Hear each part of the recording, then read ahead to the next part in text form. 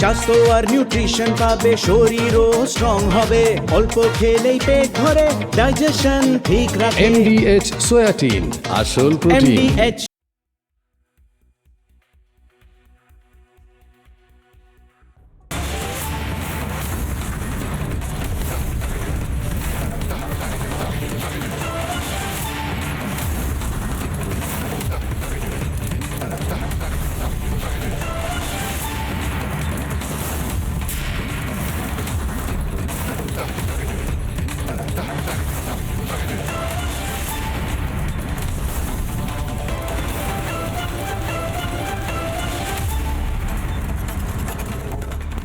নমস্কার, আমি ময়ূক রঞ্জন ঘোষ।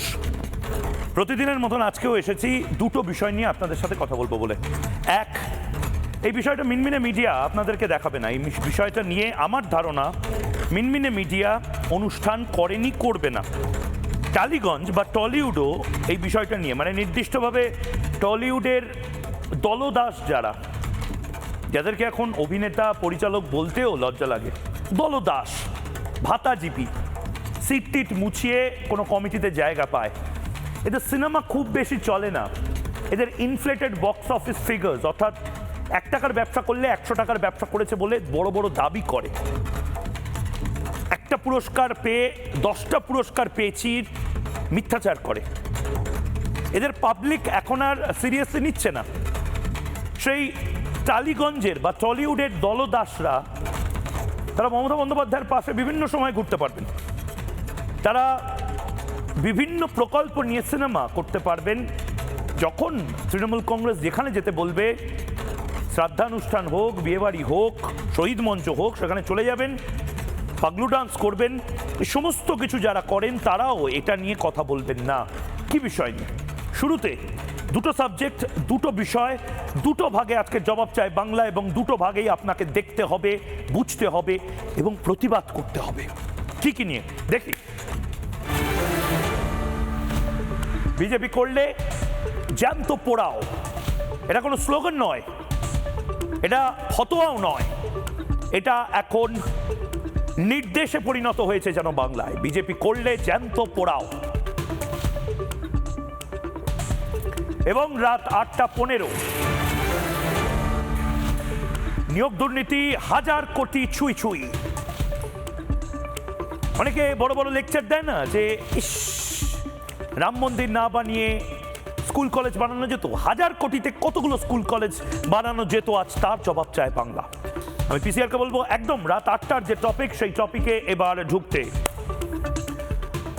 শুধু একটা জিনিস জানিয়ে রাখি, আপনারা যারা সোশ্যাল মিডিয়াতে আমাকে দেখছেন তারা দয়া করে যে ইউটিউবে, ফেসবুকে জবাব চায় বাংলা স্ট্রিমিংটা চলছে, সেটা শেয়ার করে দিন যাতে বাকিরা দেখতে পায়। হোয়াটসঅ্যাপ গ্রুপগুলোতে আপনাদের পরিবারের পাঠিয়ে দিন, ময়ূককে ট্যাগ করুন, কমেন্ট করুন। আমি শো চলাকালীন নজর রাখবো আপনারা কি বলেন, লাইভ স্ট্রিমিংয়েও আমি নজর দেব। কারণ শুধুমাত্র বাড়িতে বসে নয়, আপনার অধিকার আছে রাস্তায় যেতে যেতে, ট্রেনে, বাসে, সমস্ত জায়গায় ময়ূককে দেখে ময়ূকের সাথে এক স্বরে বলা যে এই বাংলায় যা হচ্ছে ভুল হচ্ছে। আমি রাত 8টা সাবজেক্টে ঢুকছি, অর্থাৎ বিজেপি করলে জ্যান্ত পুড়িয়ে দাও বা পোড়াও। কিন্তু সেটাই ঢোকার আগে আমি পিসিআরকে অনুরোধ করব একটা ম্যাপ দেখাতে, মানচিত্র, আমাদের দেশের মানচিত্র। আমাদের দেশের যে মানচিত্র, সেই মানচিত্রে কয়েকটা রাজ্যের ছবি আমি দেখাবো। 12টি রাজ্যে এই মুহূর্তে SIR হচ্ছে। পশ্চিমবঙ্গে তো হচ্ছেই, যেখানে সবচেয়ে বেশি ফর্ম 7 পোড়ানো, ঝামেলা, ঝঞ্ঝাট, চিৎকার, চেঁচামেচি। কিন্তু অদ্ভুতভাবে দেখুন ছত্তিশগড়েও SIR হচ্ছে। ছত্তিশগড়ে কিন্তু কোনো ঝামেলার কোনো খবর নেই, ন্যাশনাল লাইভ নেই। অমিত শাহ, নরেন্দ্র মোদীর গুজরাটে হচ্ছে, আমি মেনে নিলাম। অমিত শাহ, নরেন্দ্র মোদী, জয় শাহ, এদের রাজ্য গুজরাট, সেখানে বিজেপি বেশি। কিন্তু কি অদ্ভুত, সেই রাজ্যেও কোনো ন্যাশনাল হেডলাইন নেই SIR নিয়ে। মধ্যপ্রদেশেও SIR নিয়ে ফর্ম ছিঁড়ে দেওয়া, বিডিও অফিসে আগুন জ্বালিয়ে দেওয়া, কোনো ধরনের কোনো খবর নেই। উত্তরপ্রদেশ, যোগী রাজ্যে বিরোধীরা কি শূন্য? রাহুল গান্ধী কি নেই? তৃণমূল কংগ্রেস কি নেই? সব আছে, কিন্তু সেখানেও এরকম সমস্যা নেই। রাজস্থানেও এরকম কোনো ঘটনা, কোনো হেডলাইন মমতা বন্দ্যোপাধ্যায় দেখে নেব, মেরে দেব, তৃণমূল কংগ্রেসের এই ধরনের গরমাগরম স্লোগান নেই। আমি অবাক হয়ে যাচ্ছি, তামিলনাড়ুতেও নেই। তামিলনাড়ুতে এই মুহূর্তে মমতা বন্দ্যোপাধ্যায়ের বন্ধু সরকার রয়েছে, তামিলনাড়ুতেও এই ধরনের ঝামেলা নেই। কেরালার ছবিও আমি দেখাবো, কেরালাতেও নেই। মানে বামপন্থীরা কেরালায় আছে, তামিলনাড়ুতে ডিএমকের সরকার আছে, এগুলো সব তৃণমূল কংগ্রেসের কাছের মানুষজন, ইউপিএ বা ইন্ডি জোটের শরিক। এই গোয়ার মতন শান্তিপ্রিয় রাজ্যে একটাও অশান্তির ছবি এলো না। এগুলো কিন্তু চলছে সব, ভালো করে দেখুন। এবার আমি আপনার দৃষ্টি আকর্ষণ করছি কি এমন হচ্ছে পশ্চিমবঙ্গে, যার জন্য গোটা দেশে এত জায়গায় এসআইআর হচ্ছে, কিন্তু পশ্চিমবঙ্গতেই শুধুমাত্র মেরে দেওয়া, কেটে দেওয়া, কঞ্চি বাঁশে পরিণত করা, বাংলা জ্বালিয়ে দেওয়ার হুমকি, ফারাক্কা জ্বালিয়ে দেওয়ার হুমকি, বেলডাঙাতে রাস্তা অবরোধ করা, চিকেন স্নেক বন্ধ করে দেওয়া, মমতা বন্দ্যোপাধ্যায়ের দেখে নেব, মেরে দেব, এই সমস্ত কথা বলা কি এমন হচ্ছে? আসলে প্রবলেমটা হচ্ছে অন্য প্রত্যেকটি রাজ্যে সরকার কোঅপারেট করছে ইলেকশন কমিশনের সাথে, কিন্তু এই একটিমাত্র রাজ্য বোধহয় যেখানে বাংলাদেশি অনুপ্রবেশকারী এবং রোহিঙ্গাদেরকে বার্তা দেওয়া হচ্ছে যে তোমাদের বাঁচাতে প্রয়োজনে সাধারণ মানুষকেও হয়রানির মুখোমুখি করে দেওয়ার একটা ব্যবস্থা করব, তোমাদের বাঁচাতে। এই যে একটা ভুয়ো রেশন কার্ডের মতন ভুয়ো ভোটার কার্ড পাওয়া যাচ্ছে, একজন বাবার 50টা বাচ্চা, একজন বাচ্চা তার 20টা বাবা, একটা ভোটার আইডি কার্ডে 72টা স্ত্রী বা সন্তান। এই যে লিঙ্কেজগুলো করে রাখা হয়েছে না এতদিন ধরে, এদেরকে বাঁচানোর জন্য, সাধারণ মানুষকে লজিক্যাল ডিসক্রিপেন্সির জন্য যখন ডাকা হচ্ছে, তখন আমি খবর পাচ্ছি তৃণমূল ক্যাম্পগুলো থেকে মাইকে বলা হচ্ছে যে এই হ্যারাসমেন্টের জন্য নরেন্দ্র মোদী দায়ী। বিশেষ করুন, আজ একটা জিনিস স্পষ্ট তৃণমূল কংগ্রেসকে জানিয়ে রাখাটা উচিত, বিজেপি যদি 2026-এ 10টা আসনও পায় তাহলেও এসআইআর হবে, 50টা পেলেও এসআইআর হবে, 250টা পেলেও এসআইআর করেই ভোটটা হবে। আর ভোট হবে না যদি এসআইআর কমপ্লিট না হয়, কারণ এই রাজ্যে এসআইআর কমপ্লিট না করে যদি ভোটে যেতে পারে পশ্চিমবঙ্গ, তাহলে অন্য রাজ্য কি ক্ষতি করেছে ধরে রাখতে পারবেন ইলেকশন কমিশন। চ্যালেঞ্জটা সাধারণতন্ত্র দিবসের আগে চ্যালেঞ্জটা সংবিধানকে চ্যালেঞ্জ করে দিচ্ছেন মমতা বন্দ্যোপাধ্যায়, এবং এই সংবিধানকে চ্যালেঞ্জ করতে গিয়ে এমন কিছু কাজ হচ্ছে যে কাজটা হওয়া উচিত নয়।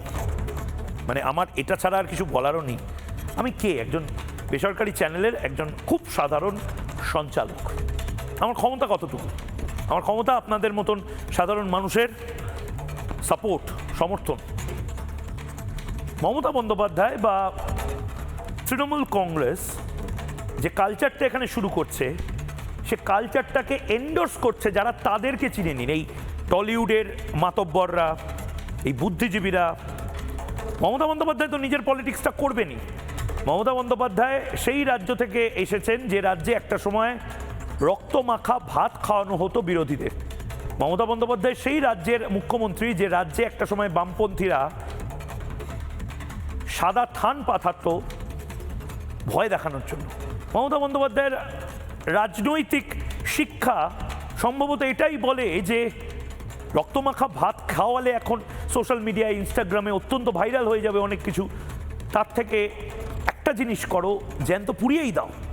এই ঔদ্ধত্যটা পাচ্ছে কোথা থেকে? কারণ তৃণমূল কংগ্রেস বুঝে গেছে তৃণমূল কংগ্রেসকে আটকানোর কেউ নেই। এই দায়িত্বটা নরেন্দ্র মোদী একা নেবেন না। নরেন্দ্র মোদী শ্রীকৃষ্ণের মতন আপনাকে পথটা দেখাতে পারে, কিন্তু লড়াইটা লড়তে হবে আপনাকেই। অর্জুনের মতন গান্ডিবটা তুলে নিতে হবে আপনাকেই। আপনি প্রস্তুত কিনা, আপনি সঙ্গবদ্ধ কিনা। বটেঙ্গে তো কাটেঙ্গে, এক রেহেঙ্গে তো সেফ রেহেঙ্গে, এই ভেঙে টুকরো করে রাখার যে পলিটিক্স চলছে, সেখানে আপনি এক কাটটা কিনা, এটা আপনাকে ভাবতে হবে।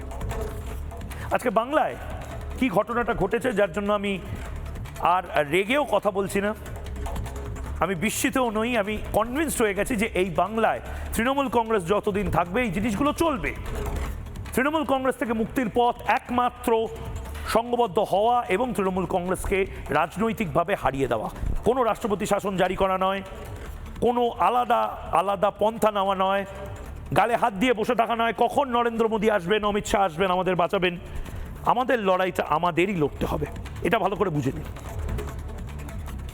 আজ একজন বিজেপি কর্মীর বক্তব্য শোনাবো, সারাদিন ধরে আমরাই করছি এবং আমি স্তম্ভিত হয়ে যাচ্ছি মিনমিনে মিডিয়া এটা কেন দেখাচ্ছে না। কারণ মিনমিনে মিডিয়া আজ হয়তো ভাবছে যে তারা ইমিউন। বিশ্বাস করুন, বেলডাঙ্গাতে যখন একজন মহিলা সাংবাদিক মার খেলেন তিনিও ইমিউন নন, লগ্নজিতা চক্রবর্তীও ইমিউন নন, আপনিও ইমিউন হবেন না। কাল যদি পেট্রোল ঢেলে আপনার বাড়িতে তালা আটকে আপনাকে জ্যান্ত পুড়িয়ে দেওয়ার চেষ্টা হয়, বাঁচাতে আসতে হবে আমাদেরই। কি ঘটনাটা ঘটেছে যেটা ন্যাশনাল অ্যাটেনশন প্রয়োজন, আমি তো ইনফ্যাক্ট বলবো সেই সমস্ত সোশ্যাল মিডিয়া যোদ্ধাদের, রাষ্ট্রবাদীদের, যারা দেশে বিদেশে যা যা হচ্ছে তাই নিয়ে টুইট করছেন, বাংলার এই খবরটা হয়তো মিস করছেন, এটা নিয়ে টুইট করুন, এটা নিয়ে ফেসবুকে লিখুন, এটা নিয়ে ইনস্টাগ্রামে ভিডিও বানান।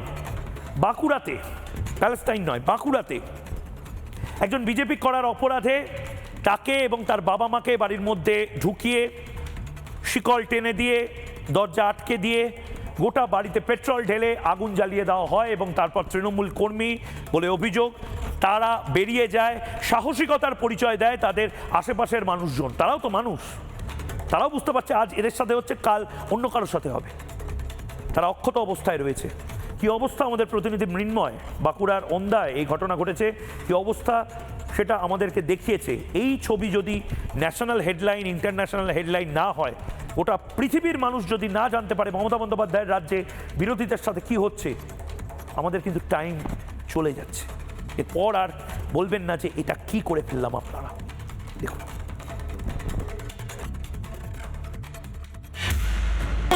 বাড়ির যে ছবিটা আমি তুলে ধরছি, ছবিটা দেখলেই বুঝতে পারা যাবে কি ভয়াবহ। এইটা একটা মশাল টাইপের ব্যবহার করা হয়েছিল, যার মাথায় কিন্তু একটা কাপড় বাঁধা রয়েছে, দেখতে পাচ্ছ। সেই কাপড়ের মধ্যে পেট্রোল বা কেরোসিন জাতীয় একটা তেল দেওয়া রয়েছে, সে এইভাবে কিন্তু আগুন লাগানো হয়েছিল এবং এটাই করে আগুন লাগিয়ে তার বাড়িতে বাড়ির মধ্যে মানে ছুঁড়ে ফেলা হয়েছিল। তার কারণ এই যে তাপস বাড়ি, তিনি কিন্তু খুব একটা যে মানে ধনী ব্যক্তি নয়, তার কারণ মাটির বাড়িতে দেখতে পাচ্ছ খড়ের চাল এবং বাঁশ দিয়ে নির্মাণ করা হয়েছিল। এই শিকল কি বাইরে থেকে তুলে দেওয়া হয়েছিল? বাইরে থেকে তুলে দিয়েছিল। মা মানে আপনারা ভিতরে ছিলেন? তিনজন মিলে ভিতরে ছিলাম। এইখান থেকে পেট্রোল ছড়িয়ে দিয়ে আমি গন্ধ পাই, হঠাৎ করে মা কিন্তু বুঝতে পারে যে বাইরে থেকে কিছু আনাগোনা যাচ্ছে, যে আমরা বাঁচাও বাঁচাও বাঁচাও করে চিৎকার করি। আমার এক পাশের দাদা ভাগ্যিস আমার কাছে এসেছিল, ভগবানের দয়া, তাই কোনো রকম করে উনি এসে আমাদেরকে শিকলটা তুলে দেন, নাহলে আজকে সকালে উনি না এলে আমাদের জীবন্ত লাশ হয়ে বেরোতো। আজকে কাঠামো কিন্তু পুরোপুরি পুড়ে যাচ্ছে। আমার ক্যামেরা পার্সনকে বলবো, এই হচ্ছে কাঠামো কিন্তু সম্পূর্ণভাবে পুড়ে ছাই হয়ে গেছে এবং এই যে খড়ের চাল, সে খড়ের চালও কিন্তু অনেক কষ্টে নেভানোর চেষ্টা হয়। দেখুন, প্রত্যেক বাবা মা একইভাবে কথা বলে। আমার এখনো মনে আছে রিন্টু পালকে আপনার ভুলে যাবেন হয়তো আপনারা। আমি রাষ্ট্রবাদীদেরই বলছি, আমি কিন্তু তৃণমূল কংগ্রেস বা বামপন্থীদের কথা বলছি না, রাষ্ট্রবাদীদের কথাই বলছি। রাষ্ট্রবাদী হিন্দুত্ববাদী মানুষজন তারাও হয়তো এতদিনে ভুলে গেছেন যে নানুরের রিন্টু পালকে ভুলে গেছেন না। দুদিন আগের ঘটনা, রিন্টু পালের বাবা মাও যেভাবে আতঙ্কিত বোধ করছিল, কেঁদে ফেলেছিল, আজ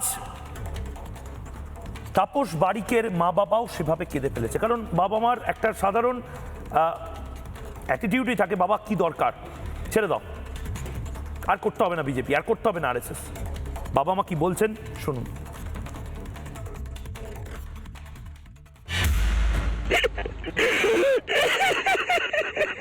বাবা তুমি বলার কতটা আতঙ্কে আছেন? কিছু আমি একবার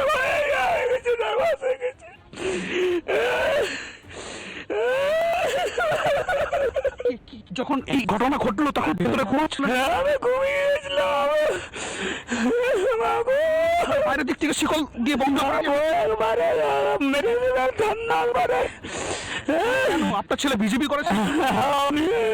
গেল পার্টিতে গেল, তৃণমূলের দুষ্কৃতীরা ছাড়া কেউ করবে নাই গো। আমার অতদিন আমরা ফাঁকে ফুঁকে পড়ে থাকতো, আমরা করো কিছু যাই গো। আর কোথায় যাবো, শীতকালের দিন আর কোথায় যাবো, আমরা শেষ হয়ে গেলাম, আর আমরা কোথায় যাবো। পশ্চিমবঙ্গে কি দুর্নীতি করাটা অপরাধ? অপরাধী হয়েছে মা। আমার তো কিছু নাই, আমি এই ঘরে বাস করেছিলাম, ঘুমাচ্ছিলাম, এরকম করে দিয়ে গেল। হঠাৎ কি করে বুঝতে পারলেন? দিয়ে আমি বলি কেটা আইছে বাইরে সারা হচ্ছে, দেখো গো দেখো গো। দিয়ে দিয়ে ছেলে উঠেছে, ছেলে যে মা ঘরে আগুন আগুন, বেরাও বেরাও, ঘরে আগুন আগুন ধরিতে দিচ্ছু, তাই থাকবো, তার কোনো আমাদের ইয়া নাই। রাতের বেলায় জীবনটা পুড়িয়ে মারার মতো চেষ্টা। হ্যাঁ, কি হতো মানে যদি বাইরে থেকে শিকল কেউ না খুলতো তাহলে কি হতো? এই তো পাশের বাড়ি একজন ছিল, বসে খুললে বলি, তাই না আমরা তো মরে চাই পুড়ে সকালে। আর বাড়ির ভেতরে যা ছিল আর কিছু আছে, বেঁচে কিছু আছে? না, সব পুড়ে গেছে, কে বার করাবে, আমরা কি সব পুড়ে গেছে ঘরে। যা যেমন জিনিস ছিল, টাকা পয়সা সব, গয়না কাটি সব পুড়ে গেছে, কিছু নাই। যখন আপনারা চিৎকার করেন তারা কি ছুটে পালিয়ে যায়?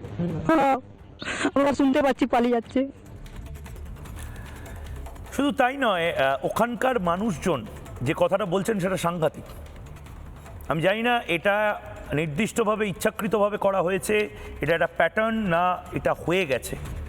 যদি তৃণমূল কংগ্রেসের যাদের বিরুদ্ধে অভিযোগ তারা এটা ইচ্ছাকৃতভাবে করে, তাহলে ধরে নিতে হবে যে যে ডিপ স্টেটের মডেল, যে বাংলাদেশের জেহাদি মডেল, যেটা বাংলাদেশে দীপু দাসের সাথে করা হয়েছে, তার আশেপাশের মানুষজনকে যে ভয়টা পাওয়ানোর জন্য করা হয়েছিল, সেটাই এখানে করা হয়েছে। কি করা হয়েছে নিজে চোখে দেখুন, এই পরবর্তী রিপোর্ট যেটা আমাদের প্রতিনিধি মৃন্ময় তুলে ধরেছে। ভয়ঙ্কর পরিস্থিতি, তার মানে ভেতরে সবকিছু শেষ, কিচ্ছু নেই, কিচ্ছু নেই, শুধু ধ্বংসাবশেষ ছাড়া ভেতরে আর কিচ্ছু নেই, সমস্ত কিন্তু পুড়ে ছাই হয়ে গেছে। বাড়িতে যেটা বসবাস করতো, বাড়ির উপর দিক থেকে জল পড়ে। এই বিজেপি নেতার পাকার বাড়ি নেই, মাটির বাড়ি, তাও আবার খড়ের চাল, এবং সেই খড়ের চাল দিয়ে জল পড়ে। সেই জল পড়ার জন্য ভেতরে তিরপল খাটানো ছিল, যাতে রাত্রে বৃষ্টি হলে সেই জল যাতে গায়ের মধ্যে না পড়ে। তার অপরাধ কি? সে বিজেপিটা করতো, আর সে বিজেপি করার অপরাধে কিন্তু এই পরিস্থিতি। তার বাড়িতে, বাড়ির মধ্যে যে রাখার জিনিস তাক হয়, সেই সমস্ত জিনিস এখানে কিন্তু শুধুমাত্র ধ্বংসাবশেষ, সমস্ত কিন্তু পুড়ে ছাই হয়ে গেছে। বাড়ির যে অর্থাৎ এই সিঁদুর কৌটো, মায়ের যে সিঁদুর কৌটো, সেই সিঁদুর কৌটো কিন্তু এখানে ফেলে দেওয়া হয়েছে, পুড়ে গেছে, ছাই হয়ে গেছে। চারিদিকে শুধু ধ্বংসাবশেষ ছাড়া কোনো কিচ্ছু নেই, সমস্ত কিছু পুড়ে ছাই হয়ে গেছে। কিভাবে তাদের সংসার চলবে, কিভাবে তারা বসবাস করবে আগামী দিনে, সেটাই কিন্তু সব থেকে বড় প্রশ্ন। যারা রয়েছেন এই মুহূর্তে তাদের সাথে আলাপ করিয়ে দিয়ে রয়েছেন অঙ্কন দত্ত, বিজেপি মুখপাত্র, আজিজুল বিশ্বাস অধ্যাপক, বিনায়ক বন্দ্যোপাধ্যায় কবি, অংশুমান কর কবি, ফিরদৌস শামীম আইনজীবী রয়েছেন। খুব ভালো জমজমাট একটা আলোচনা হবে বলে ধরে নিচ্ছি আমি, কিন্তু তার আগে আমি বিনায়ক দাকে দিয়ে শুরু করতে চাই। বিনায়ক দা, কয়েকটা ছবি আমি দেখাতে চাই। আপনার সবাই পরিচিত, কিন্তু অদ্ভুতভাবে যারা গ্রাহাম স্টেইনস নিয়ে কথা বলে, যারা প্যালেস্টাইন নিয়ে কথা বলে, গাজা নিয়ে কথা বলে, যারা কেরালা নিয়ে বলে, যারা অন্য কোথাও যাব না এই দেশেতেই থাকবো বলে, তারা অদ্ভুতভাবে নীরব। কারণ এটা মমতা বন্দ্যোপাধ্যায়ের রাজ্য। এটাই যদি যোগী আদিত্যনাথের রাজ্যে এরমভাবে জ্যান্ত পুড়িয়ে দেওয়ার মতন একটা সিচুয়েশন তৈরি হতো, এবং সংহারের মানে কামদুনি বকটুইয়ের পরে এরকম একটা নাম যদি যোগী আদিত্যনাথের সরকারে হতো, এতক্ষণে মোমবাতি মিছিল নেমে যেত। একবার দেখি, আমি বারবার যাদেরকে প্রশ্ন করি কবে খুলবেন মুখ, তারা মুখ খুলবে কবে, একবার দেখি, এবং তারপর বিনায়ক বন্দ্যোপাধ্যায়কে দিয়ে শুরু করব। দেখে নি কারা কারা এই মুহূর্তে যাদেরকে আমরা চাই অন্তত এটা নিয়ে কথা বলুন। অপর্ণা সেন কথা বলুন, কৌশিক সেন কথা বলুন, ব্রাত্য বসু কি দারুণ অভিনয় করলেন তিনি, কথা বলুন। সুবোধ সরকার নিশ্চয়ই বইমেলাতে কবিতা পাঠ করছেন, শুভা প্রসন্ন নিশ্চয়ই ছবি আঁকছেন, নচিকেতা নিশ্চয়ই গান গাইছেন, ও ডাক্তার ও ডাক্তার। কিন্তু ও মুখ্যমন্ত্রী এটা বলার সাহস বোধহয় নচিকেতা বা অর্পিতা ঘোষের নেই। অপর্ণা সেন, কৌশিক সেন, ব্রাত্য বসু, নচিকেতা, সুবোধ সরকার, অর্পিতা ঘোষ, একাধিক নাম। এই নামগুলো আমি আবারও বলছি যে কয়েকজনের, আমি দীপক অধিকারী, দেব, সমস্ত কিছু নিয়ে দীপক অধিকারী নিউট্রাল থাকার চেষ্টা করেন, কিন্তু দীপক অধিকারী তৃণমূল কংগ্রেসের দুর্নীতির ক্ষেত্রে নিউট্রাল থাকতে পারেন না। দীপক অধিকারী দুর্নীতিবাজদের সাথে স্টেজ শেয়ার করেন। দীপক অধিকারী যখন হিন্দুত্ব বা হিন্দুবাদীরা কচুকাটা হচ্ছে, দীপু দাস কচুকাটা হচ্ছে, তখন দীপক অধিকারী কোনো কথা বলে না। কেন? দীপক অধিকারীর সিনেমা কি দীপু দাস দেখতো না? দীপক অধিকারীর সিনেমা কি হরগোবিন্দ দাস, চন্দন দাস দেখে না? এখন তো দীপক অধিকারী দেব আপনাকেও কাঠগড়ায় তুলতে হবে মানুষের এই প্ল্যাটফর্মে, এবং জিজ্ঞেস করতে হবে দীপক অধিকারী হোক, রাজ চক্রবর্তী হোক, শুভশ্রী, মিমি, নুসরত, কেন আপনাদের বাকি সমস্ত কিছু নিয়ে কথা থাকলেও এটা নিয়ে কথা নেই? কারণ বিনায়কদা চিরদিন কাহালো সমান নাহি যায়, আজ যে রাজা ধীরাজ কাল সে ভিক্ষা চায়, মানে এটা তো চলতে পারে না। একদিন না একদিন কেউ না কেউ বৃদ্ধ হবেন, কারণ না কারো সরকার পড়বে, কেউ হয়তো হেরে যাবেন, কেউ হয়তো জেলে যাবেন, তারপরে তো চক্রটা ঘুরবে।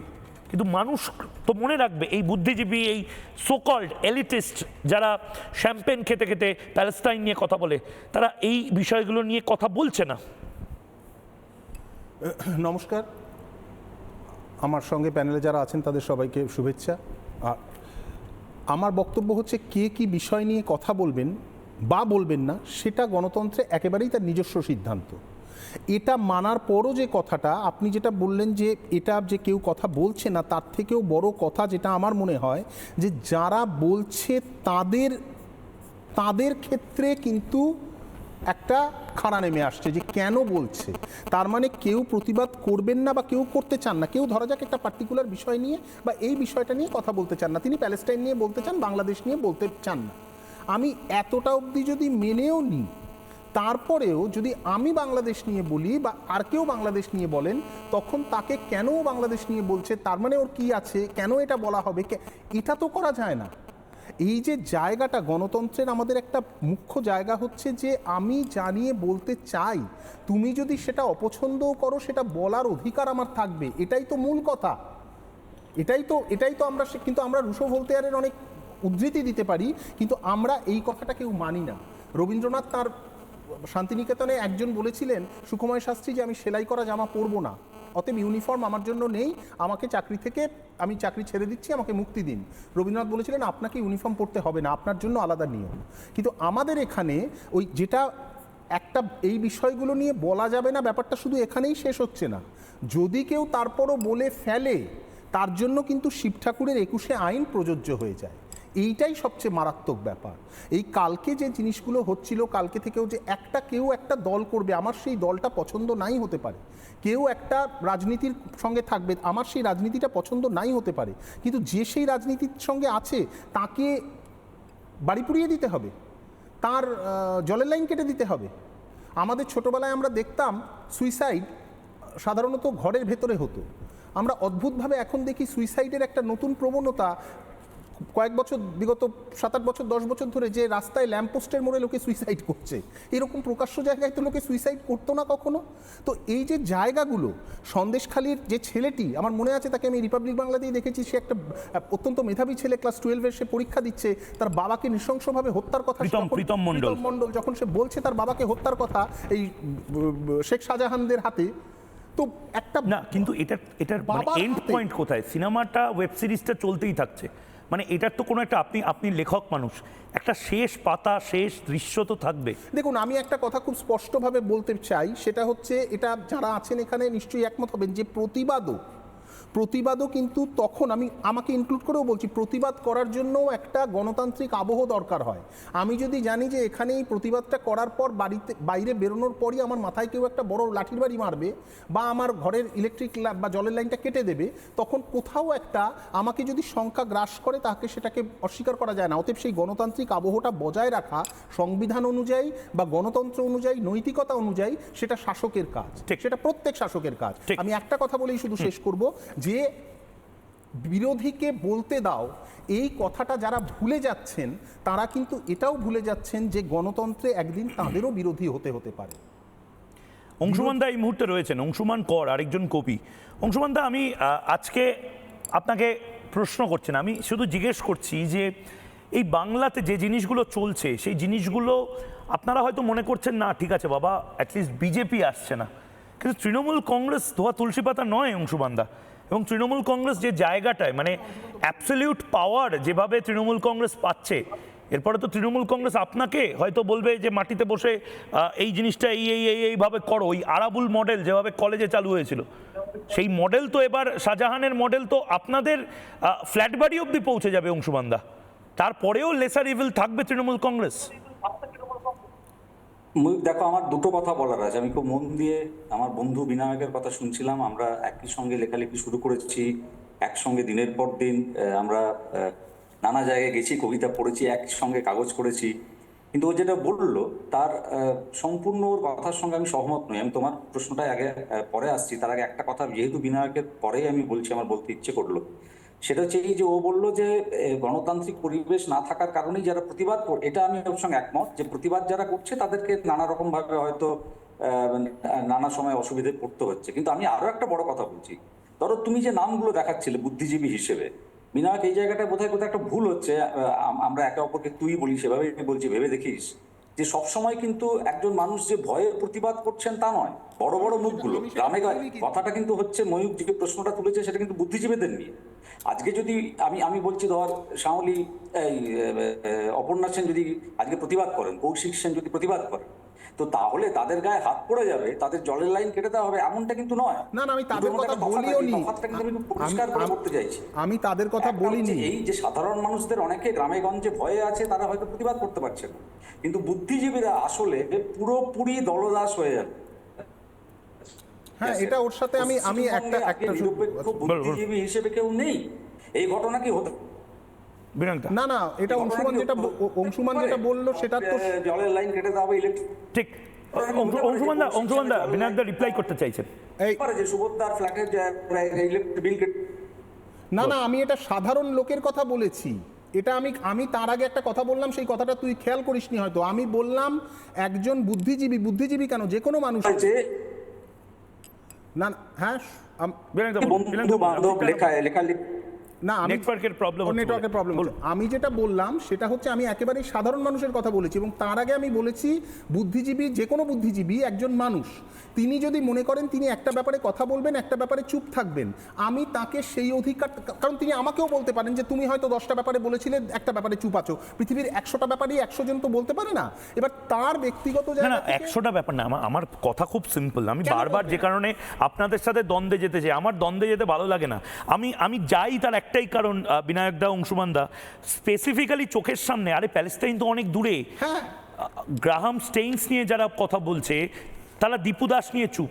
আচ্ছা, দীপু দাস না হয় বাংলাদেশের ঘটনা, তাদের মনে হচ্ছে আমাদের দেশটা সিকিউরড আছে, কিন্তু তারা এই নানুর বা এই ওন্দার ঘটনা নিয়ে বলবে না। না এটা তো আমি ওই একটাই কথা বলছি, এটা অংশুমানও নিশ্চয়ই এটা একমত হবে। আমি প্রথমত সাধারণ মানুষের কথা বলেছি, দ্বিতীয়ত অপর্ণা সেনরা সাধারণ মানুষ নয়, ওদের কথা বলিনি তো, ওদের কথা বলিনি। অবশ্য সাধারণ হয়ে যাচ্ছেন তারা, সাধারণ না কিন্তু অসাধারণত্ব চলে যাচ্ছে তাদের। এটা বললে হয়তো খারাপ লাগবে। আমি যে কথাটা বলতে চেয়েছি সেটা হচ্ছে যে একজন কি নিয়ে বলবে বা বলবে না, যদি সেই স্পেসটা তাকে ছেড়েও দিই, যে বলছে, ধরা যাক অংশুমান বলছে বা আমি বলছি, নিজস্ব হিসেব নিকেশ আছে, এবং সেই হিসেব নিকেশকে তারা বুঝে নিতে চাইছেন, দীর্ঘদিন ধরে বুঝে নিচ্ছেন, তারা কিন্তু ক্ষেত্র বিশেষে মুখ খুলছেন, ক্ষেত্র বিশেষে সেটা তো উচিত নয়। আমি অঙ্কনের কাছে যাব। অঙ্কন আজিজুলদা বলেনি, অঙ্কন খুব স্পেসিফিক্যালি একটা জিনিস দেখো আজকে সারা দিন ধরে রিপাবলিকে বিভিন্ন স্লটে আমরা কথা বলেছি কিভাবে বাংলাদেশ মডেল হচ্ছে, ইত্যাদি হচ্ছে।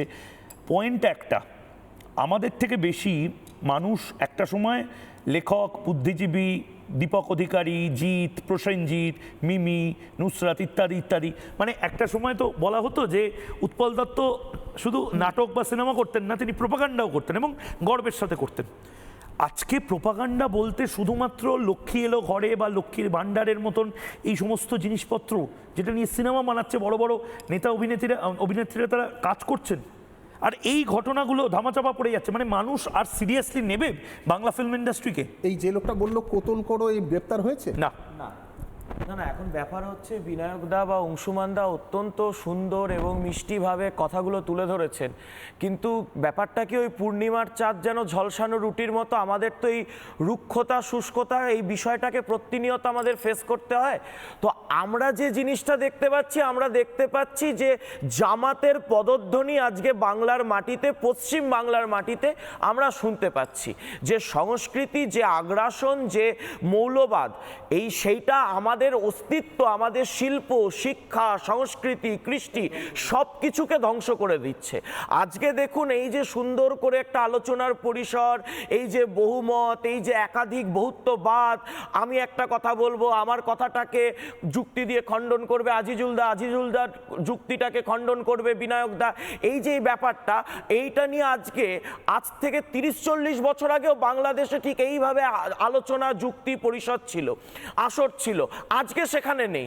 আজকে ওখানে আওয়ামী লীগ বা কোনো মুক্ত চিন্তার কোনো ব্যক্তি, সে ধর্ম পরিচয় হিন্দু হোক কি মুসলমান, সে কিন্তু তার মতামত বা যুক্তি বা কথাগুলোকে তুলে ধরতে পারে না। তাকে লুকিয়ে লুকিয়ে থাকতে হয়, তাকে বাইরের দেশে পালিয়ে যেতে হচ্ছে। সুতরাং আমাদেরকে আগে অস্তিত্বের কথাটা ভাবতে হবে। এই যে রাজনৈতিক মৌলবাদ, এই রাজনৈতিক মৌলবাদ কিভাবে সমাজে বিষক্রিয়ার মধ্যে সামাজিক মৌলবাদ হচ্ছে, সেটা বাম আমল থেকে একটু একটু করে শুরু হয়েছিল, যখন পঞ্চায়েত বিরোধী শূন্য, জায়গাগুলোকে বিরোধী শূন্য করে দিতে হবে, সর্বত্র একদলীয় একচেটিয়া একাধিপত্য প্রতিষ্ঠা করতে হবে। এই জায়গাটার পর থেকে আমরা দেখলাম সিপিএম যদি একটুখানি শুরু করেছে, তৃণমূল সেটাকে সমাজের সর্বত্র, সর্বব্যাপী, সর্বস্পর্শী করে দিয়েছে।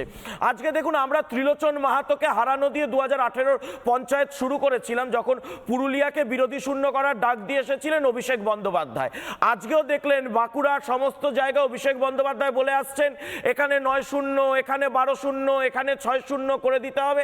এবং তারপর থেকে এই যে একটা মৌলবাদী আগ্রাসন, রাজনৈতিক মৌলবাদ, যেটা মুখোশ রয়েছে, মুখটা রয়েছে কিন্তু সেই জামাতি মৌলবাদ, যেখানে হিন্দুদেরকে জ্বালিয়ে দেব, পুড়িয়ে দেব, ধ্বংস করে দেব, যেটা আমরা 2011-21 পর থেকে আমরা দেখেছি যে পোস্ট পোল ভায়োলেন্স, সেটা প্রিপোল ভায়োলেন্সে এসে গেছে। এবার এখানে আপনি দুটো পয়েন্ট, যে কেন আজকে এই টলিউডের শিল্পীরা বলছেন, আমি বলছি খেসারি লাল যাদব বিজেপির বিরুদ্ধে একদম মানে সবচেয়ে বড় মুখ, তিনি ওই ভোজপুরি সিনেমা ইন্ডাস্ট্রিতে তিনি বিজেপির বিরুদ্ধে নির্বাচনে লড়েওছেন, কিন্তু আপনি দেখতে পেরেছেন তাকে, হ্যাঁ হেরেছেন অবভিয়াসলি, কিন্তু তাকে দেখেছেন ভোজপুরি সিনেমায় একদম কর্নার করে দেওয়া হয়েছে। শেষ 5 বছর ধরে সে কোনো সিনেমা পায়নি, সবচেয়ে বেশি সিনেমা সে পেয়েছে।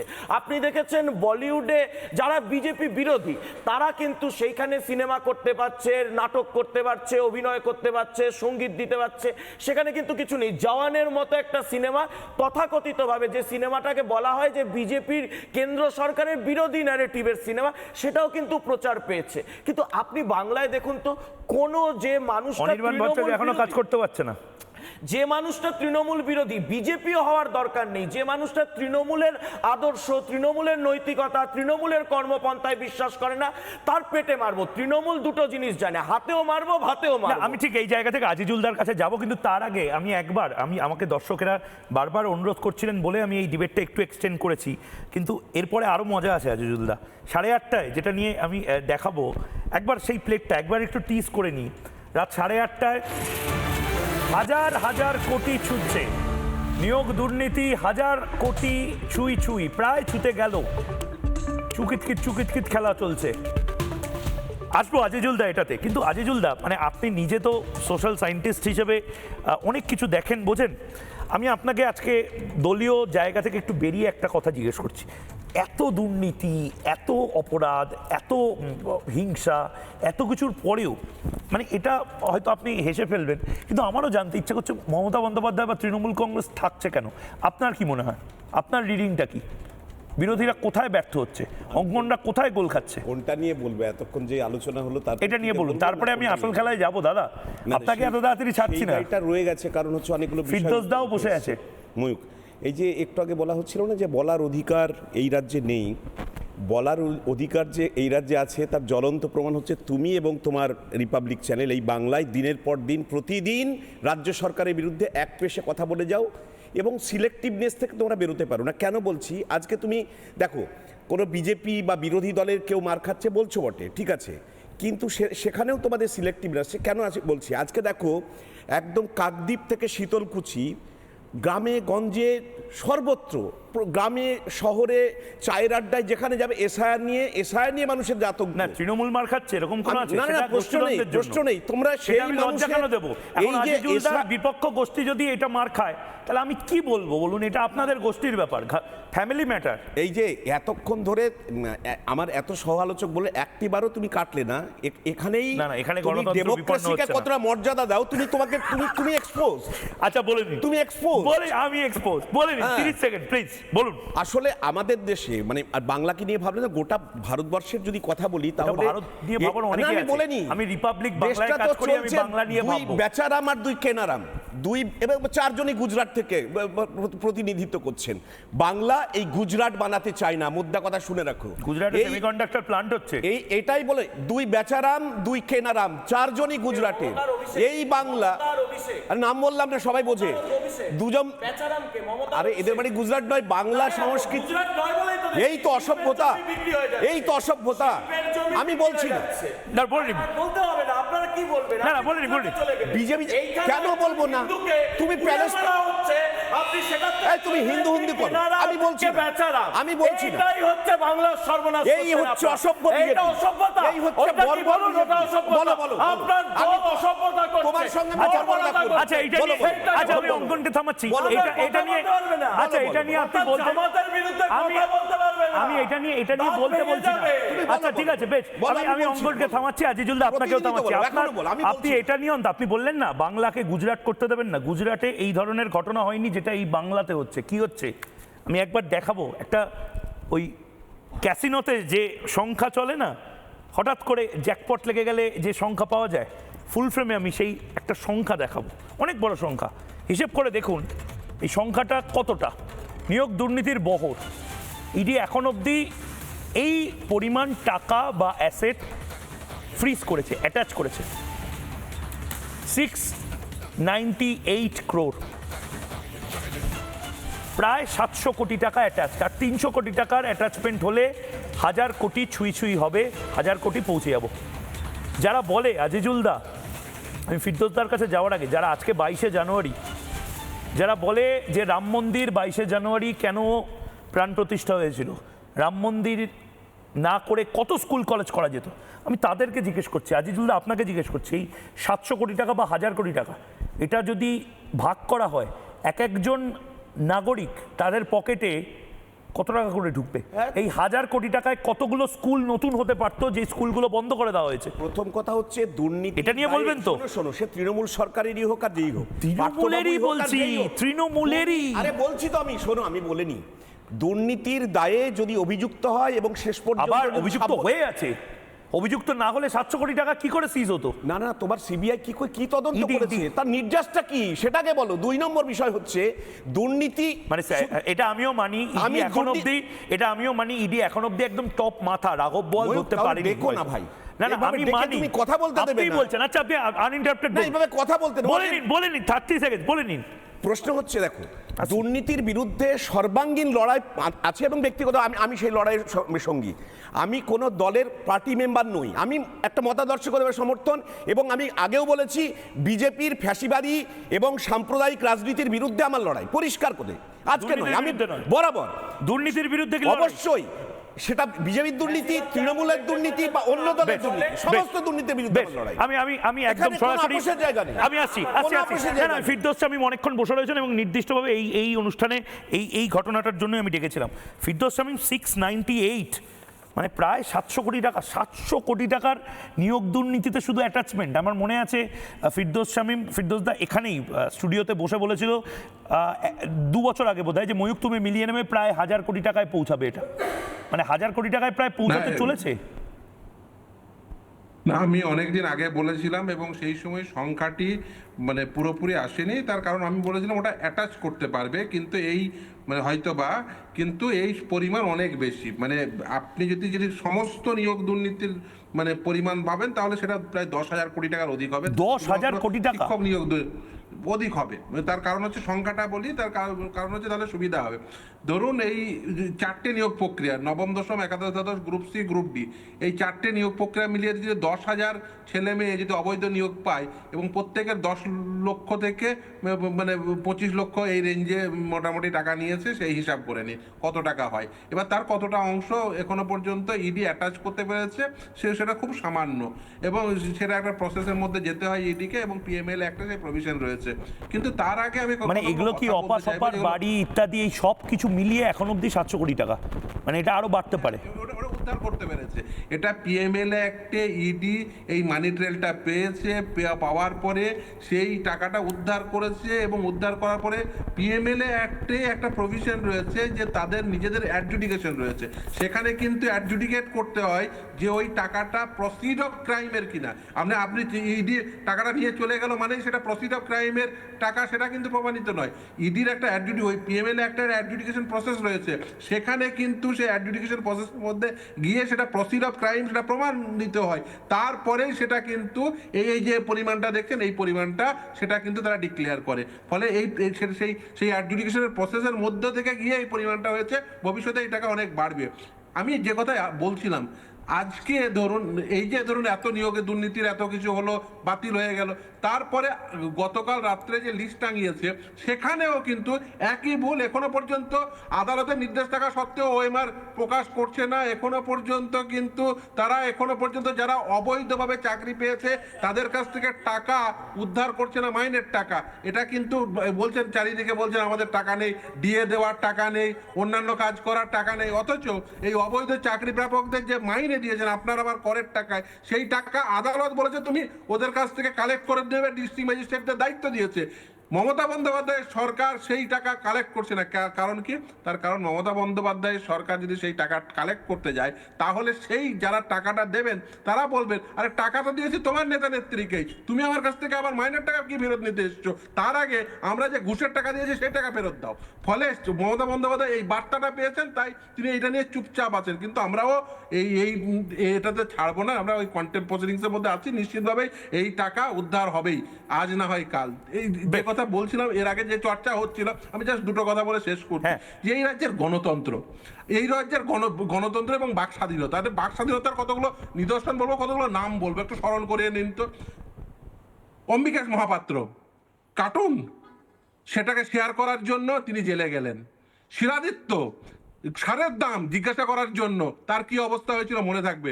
টুম্পা কয়ার মৌসুমী মনে থাকবে, কামদুনি কাণ্ডে তাদের মাওবাদী বলে অভিহিত করা হয়েছিল।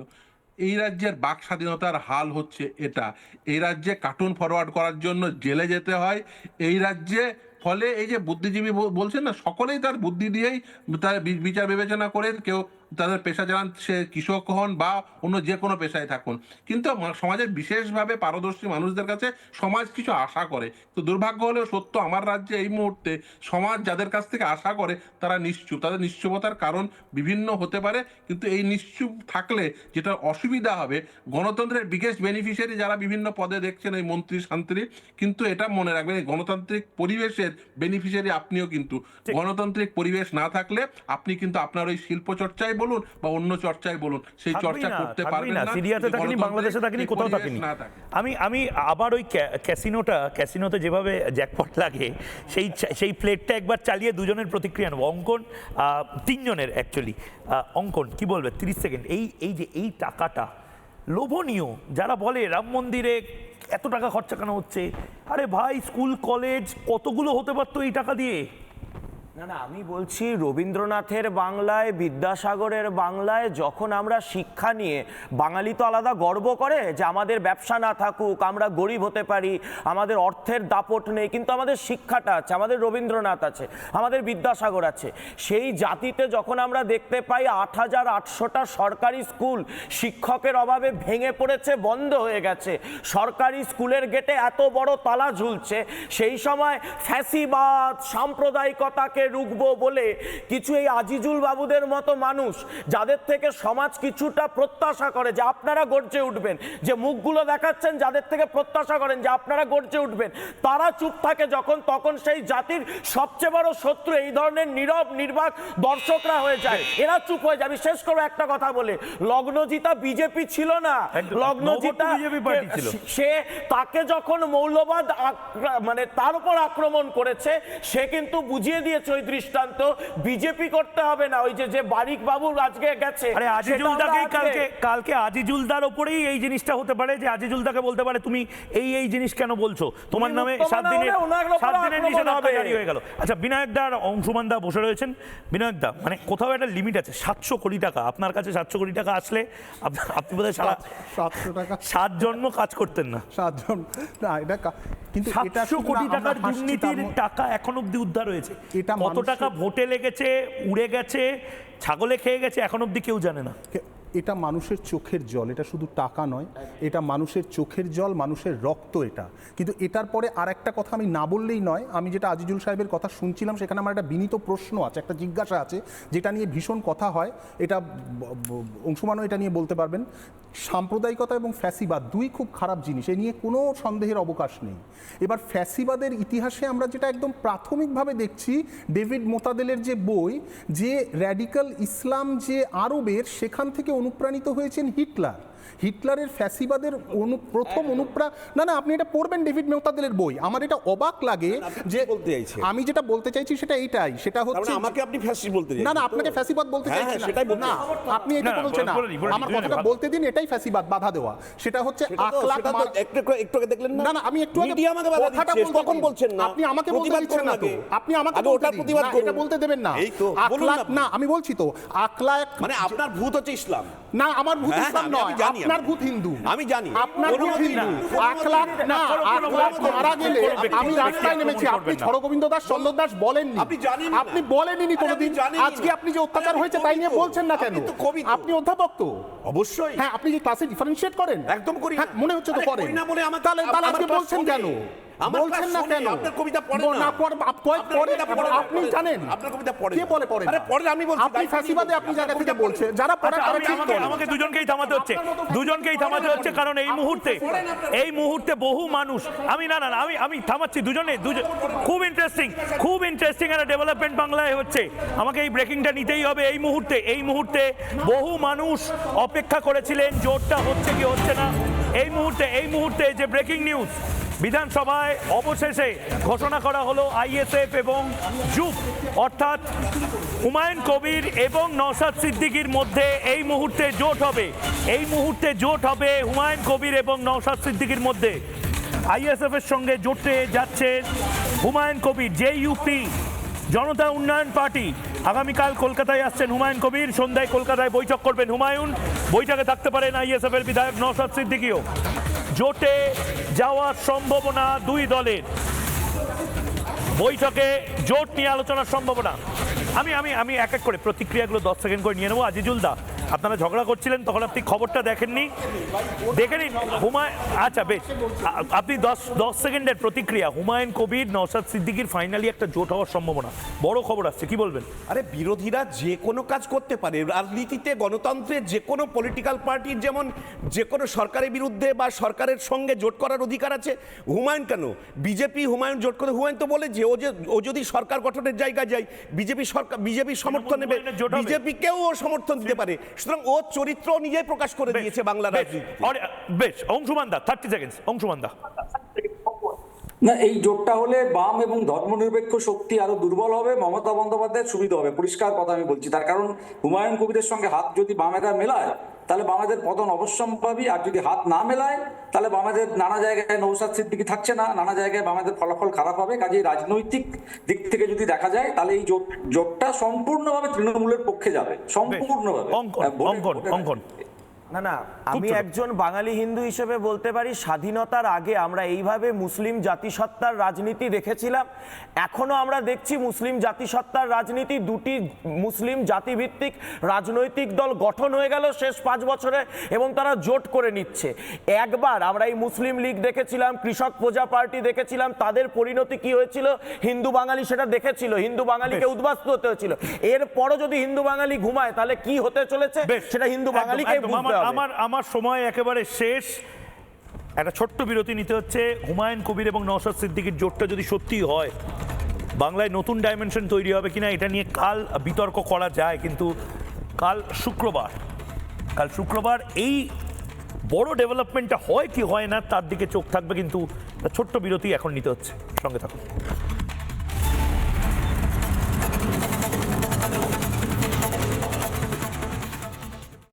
চায়ের আসল স্বাদ শুধু MDHT+ থেকেই আসবে। মাথায় দেখো লবঙ্গ এলাচ দিয়ে ভরপুর MDH T+ মশলা। MDH